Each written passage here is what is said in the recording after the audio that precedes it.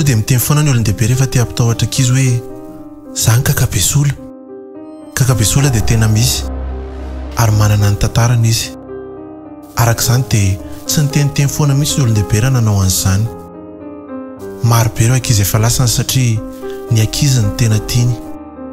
Anisan'izany tantara izany ity tantara haiko anao ity. Tany amina tanàna iray antsoina hoe Soaneran'Vongo ny tantarantsika manomboka. Tany ampovoan'ny taona 90 tany. Misy bandikely anankiray antsoina hoe Njato. Ny ray aman-drenin'ny Njato dia mifindra tao Soaneran'Vongo noho ny adidy aman'andraikitra izay tsy maintsy nisahaniny. Arak'izany moa dia tsy maintsy nanaraka ny ray aman-dreny ny Njato satria vao 12 taona monja. Njato dia anisan'ny bandikely tena tia milalao. Ary tsy andro mihitsy atongavana tao amin'ny tanàna io mba hiarahana amin'ny lalao amin'ny ankizy vaovao izay ho namany. Somary nanjombona ny andro tamin'io andro nahatongavan zareo io, tahaka ny hoe tsy malatsaka orana izany. Kanefa dia hita fa tena tsara ilay tanàna ary tsy andra Njato ireo hoe andeha hilalao. Tandray mela tsy mianatra tsara amin'ity taona ity hoy ny dadan'i Njato amin'ilay feobeany. Iza moa ry dada mba hilalao avakeo Izany mbola tsy manana namana hoy Njato sady mitakoky kely ery amin'ny sisiny ery. Nefa fantany tsara fa tsy maintsy azo namana izy any an-tsekoly ary tsy maintsy ary hilalao amin'ireo. Nandeha tokoa ny fotoana ka dia nahazo namana maro Njato. Tao ny nisy lehilahy, tao ny nisy vehivavy ary tena niara-ny lalao daholo ny ankizy tao amin'ny tanàna io. Maro be ny kilalaon'ny ankizy tamin'izany. Misy ny akanenjika, kasikasikapoka, vintsili, ankiafina ary koa misy fotoana ny ankizy miara milalao baolina daholo. Efa nafaraparan'ny dadany ihany moa Njato mba hitandritandrina an'ireny fadifady aty amin'ny tanànan'olona ireny satria efa naheno tantara honohono momba an'izany ny dadany ka dia aleony ihany nampitandrina an'ity zanany ity. Njato moa izay zazalahy tsy mba be fahamaliana izany fa dia nanaraka ny tenin'ny dadany tsara foana izy. Maro ireo zavatra lazain'ny ankizy hoe tsy azo atao. Aza mba mandehandeha rerena amoron-dranomasina eny alahy hoy ny ankizy. Tsy azo atao koa mamonomono biby hoy ny ankizy ihany tamin'ny Njato. Ao anatin'izany ohatra ny tanalahy izay tsy avelan'ny ankizy vonoina mihitsy any amin'ny tanàna io satria mananjina hoy ny riny. Tsy haiko moa ny ankizy ny sary tahotra fa dia nanaraka fatratra an'izany. Nafana dia nafana tokoa ny lalao indrindra rehefa faran'ny herinandro iny. Misy fotoana ary alina mihitsy ny ankizy vao mody satria varian-dalao. Tsy naninona koa moa ny ray aman-dreny fa samy akaiky teo ihany ny trano ary rehefa tsy mianatra amin'ny marainana iny dia navela ny ankizy lalao. Nanomboka tonga ny volana Jona ka efa ela ny andro amin'ny mora maizina ary dia raha valoa foana ny kilalao. Tsy mahazo milalao amin'ny hariva intsony ny ankizy. Indray andro moa nifanaraka ny ankizy hoe mba hiera amin'ny ray aman-dreniny hafa ka hanao afin-dazy kely satria moa efa nanakaiky ny fetim-pirenena ka izany no anisan'ny zavatra tian'ny ankizy atao. Dia nihera daholo ny ankizy ary dia navela ny ray aman-dreniny avy. Dia mifanaraka ary fa andro asabotsy hariva no atao ilay afin-dazy ka dia samy mitady ny zavatra nilaina tamin'izany ny ankizy. Faly dia faly ery Njato fa zavatra mbola tsy dia fanao n'ilay izy. Teo daholo ireo namany, ao anatin'izany i Zotra, i John, i Brisy ary ao koa i Alice. Ireo izay tena namany akaiky ary niaraka tamin'ny foana. Tsy ireo ihany nefa ny ankizy eo fa nisy ankizy teo amin'ny 12 teo zareo no niara-ny lalao teo. Tena nanomboka ary ny kilalao, raikitra ny soa miditra, ny akanenjika. Eo amin'ilay kianja filalaovana baolina moa bozaka be tsara be ka dia teo daholo ny ankizy no nilalao. Teo ampovoany moa ilay hafa ary manodididina teo ihany ny ankizy. Tao anatin'izany moa maman'i John izay mipetraka eo akaiky eo dia mijerijery ny ankizy mba tsy handeha lavitra. Aza dia mandeha lavitra any amin'ny tsitamaso any rakizy Izay moa izany ny tenenin'ny maman'i John rehefa mahita ankizy tady handeha lavitra izy satria naraha maso ihany ny ankizy fa efa maizina ny andro.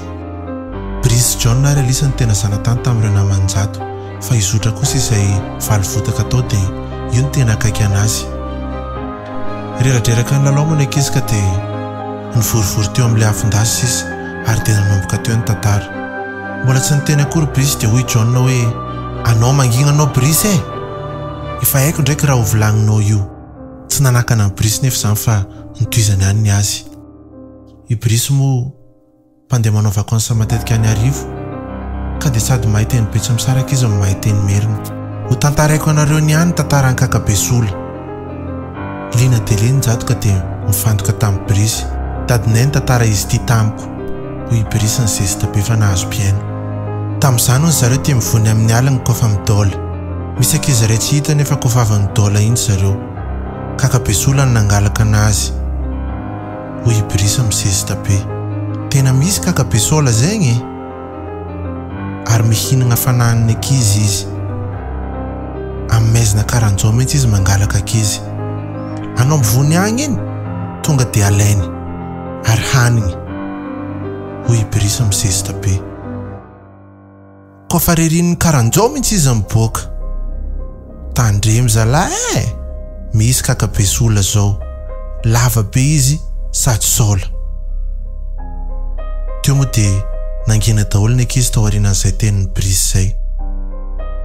Joda miketrona no hitany Jato ary mijery amin'ny Ibrisa. Impiry tantarainao ma histoire zany? Hoy Joda mijery amin'ny Ibrisa. Ka Jato any mbola tsy naheno e? Hoy Ibrisa manohy. Ialisy kosa nijery any Jato ary nomeme kely. Ampitahornareo zalahy zanak'olo io e. Jato moa nijerijery an'izy telo teo ary ny ankizy sasany dia nangina satria efa nahay an'ilay tantara. Teo dia ngonongonina kely Jato sady nanontany hoe tena nahoana ny hafaran'ilay ankizy tsita? Hita hony fa ny fatany sisa no hita. Hoy zotra sady mitsangana manao ny tenin'ny Jato. Anao aza mino anjaigny. Hoy Joda sady mime. Nitsangana Ibrisa ny teny hoe fa anao aza mandeha amin'ny alina anao fa alain'ny Kakabesola. Tsy tapitra akory ny tenin'ny Ibrisa dia tonga avy any daholo ny ray aman-dreny rehetra haka ny zanany. Ndao amin'izay ody e, hoy ny ray aman-dreny iray. Dia samy naka ny zanany ray aman-dreny ka dia lasa nody daholo. Efa rivariva moa ny andro. Ny renin'ny Ibrisa rehetra no tsy tonga teo. Ibrisa izay nisesy tavan'ny tantara mampatahotra teo dia tsy te hampisehoan'ny ankizy fa matahotra izy. Namoko voky ery izy hoe tsy magnino zegny e, afaka mody rery aho. Dia lasa moa izy nody rery. Memezany Joda fotsiny izy ao anatin'izany rehetrarehetra zany. Ialisy koa nampitrotraka an'izany famezan'izany ka dia vao maika lasa Ibrisa. Rehefa tonga amin'ny maraina dia mivorivory teny ny ankizy rehefa avy mivavaka. Ary dia gaga daholo ny ankizy fa tsy hita Ibrisa. Fa nakaiza Ibrisa? Hoy zotra sady mijery ny ankizy rehetra. Tsisy namaly ny ankizy ary fantatry zotra tsara hoe tsy hitanjareo ny dikan'izany. Avy eo moa nieritreritra ny ankizy hoe mety be Ibrisa ny alina ka tsy navelan'ny reniny mivoaka androany. Afaka kelikely n'iny dia gaga ny ankizy fa tonga tao amin'ny ray aman-drenin'ny Joda daholo ny ray aman-dreny rehetra. Akoatra ny ray aman-drenin'ny Jato moa zany izay mbola vahiny teo amin'ny tanàna. Gaga daholo moa ny ankizy rehetra hoe fa misy inona ary? Rehefa elaela tao ny ray aman-dreny dia nivoaka ihany ny farany ary dia samy mitondra ny zanany nody. Mazava ho azy fa tsy maintsy nody koa iny Jato. Ary rehefa tonga tany an-trano dia nitantarainy tamin'ny rainy hoe ny ray aman-dreny ny dada mivory tasy daholo e. Tsy niteny moa ny dadany fa ny mamany no namaly hoe ilako ny dany alahy mianatra lesona fa hianatra rapitso. Hoy ny mamany sady mijery azy. Dia nangina moa iny Jato ka nianatra lesona tao amin'ny efitranony tao. Rehefa rivariva dia lasa nisakafo izy ary dia nandeha natory. Vao natory kelikely fotsiny izy dia njany misy feo eniny miantso hoe Anjato! Dia gaga be izy hoe manofy ary feza zany. Dia niverina natory any Jato. Verina indray ity feo. Anjato! Anao moa tsy idola? Tahaka ny feo amin'ny Ibrisa zany le izy. Gaga be iny Jato ary nijery teo amin'ny varavarakely hoe avaiza ary izany feo zany. Jereny misy amin'ny Ibrisa tsy ambany. Ka dia lasa nidina izy nijery amin'ny Ibrisa tsy haino ny ray aman-dreniny. Fa taiza foana ilay, ny olona any mitady an'ilay. Ha, Jato ao an-trano foana. Hoy izy Ibrisa zany namaly an'i Jato. Andao anao anaraka anahy. Hoy izy Ibrisa. Dia tsy haiko moa izay nahazo an'i Jato fa ohatran'ny noentikentiny-javatra izany izy ary dia lasa nanaraka an'i Ibrisa tany anatin'ny alina maizina tany. Vao mipaika ny tambo 12 alina, njany misy feoana sifle.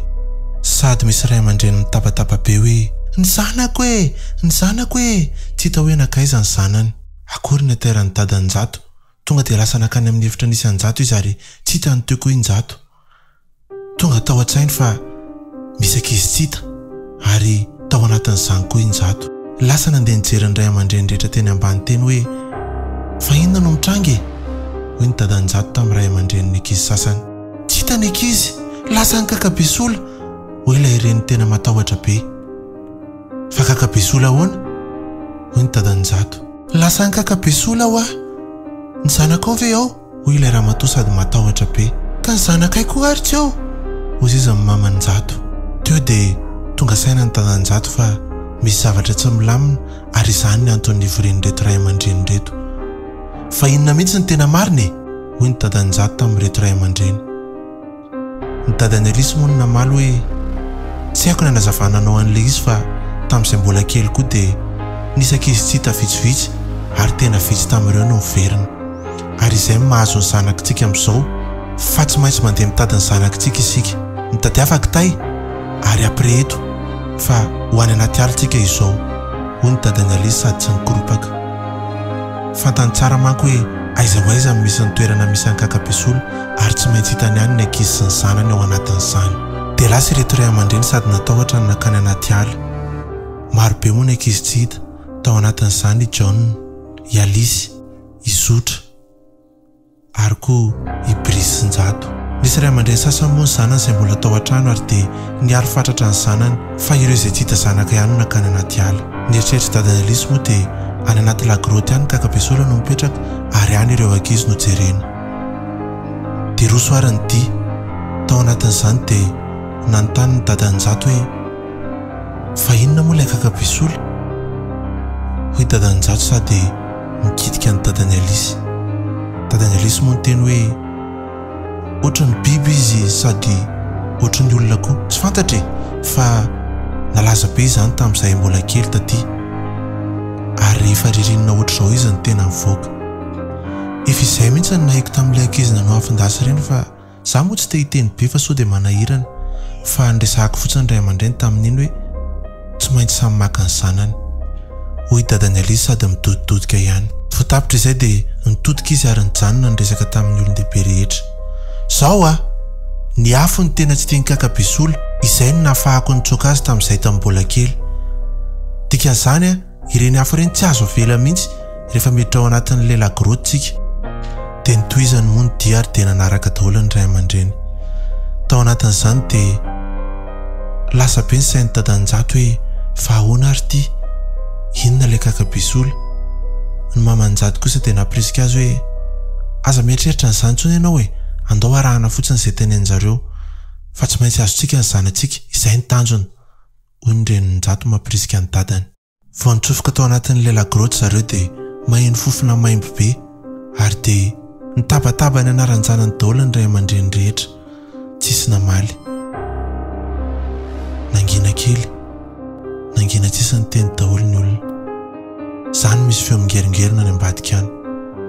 Nanomboka natahotra daholo ny olona. Vao niditra avy any Kakabesola izay hitany dadany Njato hoe tena lava be ary sola loha izy. Maranitra be ny nifiny ary misanasana foana ny vavany ohatran'ny hoe mitady izay harapany ireny. Dadany Elisy moa nafana fo be ka tonga dia natsipany mafy be ilay afo ary dia lasa Kakabesola nitsoaka fa may. Teo moa dia hita tao ambadika tao ny ankizy ary mbola velona soma tsara daholo. Mbola tsy nanam-potoana ny ananana azy Kakabesola. Mbola tsy maty Kakabesola fa lasa nitsoaka tany amin'ny tsita maso tany. Teo moa dia samy nanorokoroka ny zanany teo daholo ny ray aman-dreny satria tsisy maty fo amanainy. Arak'izany dia vao nivoaka ny lagroty dia nandray fitenena indray dadany Elisy hoe zao aleo aloha samy mitazona ny ankizy ny aloha mandrapatapitra ny ririnina, tsy mahazo milalao amin'ny hariva ny ankizy. Hoy izy sady manao an'ilay fiteny entitra be. Dia mifanaraka moa ny ray aman-dreny fa tsy mahazo avela rery mandeha amin'ny alina ny ankizy mandrapatapitra ny ririnina satria rehefa vita indray ny ririnina dia lasa mitsoaka any amin'ny toerana tsy hita maso any Kakabesola ka miandra ny ririnina manaraka indray izy hihinana fanahany zaza izay eny amin'ny lalany.